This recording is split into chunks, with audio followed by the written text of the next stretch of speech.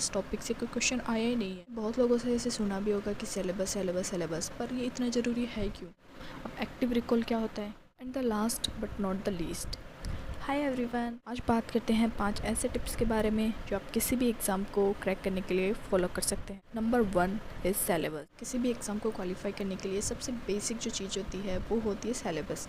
आपको उस एग्ज़ाम का सिलेबस पता होना चाहिए जिसकी आप प्रिपरेशन कर रहे हैं। सिलेबस इतना ज़रूरी क्यों है, इसका बेसिक एग्जाम्पल मैं अपने खुद का देती हूँ। मैं सेकेंड ग्रेड एग्ज़ाम की प्रिपरेशन कर रही हूँ। मेरा सब्जेक्ट साइंस है, तो 14 जुलाई को मेरा एग्ज़ाम था। उसका जो फर्स्ट जीके का पेपर होता है उसमें ज्योग्राफी भी सब्जेक्ट आता है। तो उसमें मैं एक टॉपिक पढ़ रही थी मिनरल्स, जो कि मुझे बेसिकली याद नहीं हुआ।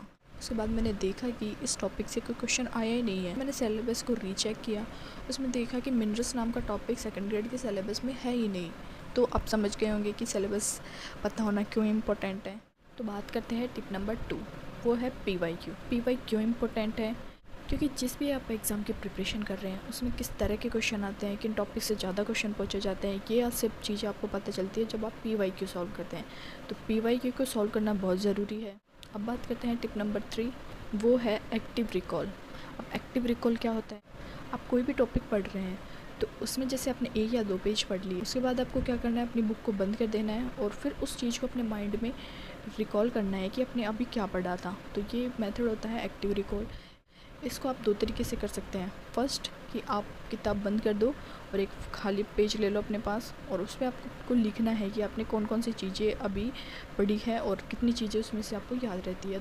सेकंड थिंग आप ये कर सकते हैं कि आप इमेजिन कीजिए कि आपने जो भी पढ़ा है वो आपको किसी को पढ़ाना है, मतलब आपसे जूनियर क्लास का कोई स्टूडेंट है, उसको आपको ये चीज़ समझानी है। तो जब आप उसको एकदम अच्छे से एक्सप्लेन कर लोगे तो वो आपके दिमाग में परमानेंटली फिट हो जाएगी। तो बात करते हैं टिप नंबर 4, वो है ब्रेक। आपको पढ़ने के साथ साथ ब्रेक लेना भी ज़रूरी है। वो किस लिए? क्योंकि आपने जितनी भी देर पढ़ा है वो चीज़ आपके दिमाग को समझने के लिए ऐसा चाहिए कि वो ब्रेक चाहिए कि जितना इसने पढ़ा है ना उसको मैं ऐसे परमानेंटली स्टोर कर सकूँ। तो उसके लिए आपको चाहिए ब्रेक। उसके लिए आप 2 मेथड यूज़ कर सकते हैं। 25 मिनट्स पढ़ के 5 मिनट का ब्रेक, या फिर 50 मिनट्स पढ़ के 10 मिनट का ब्रेक।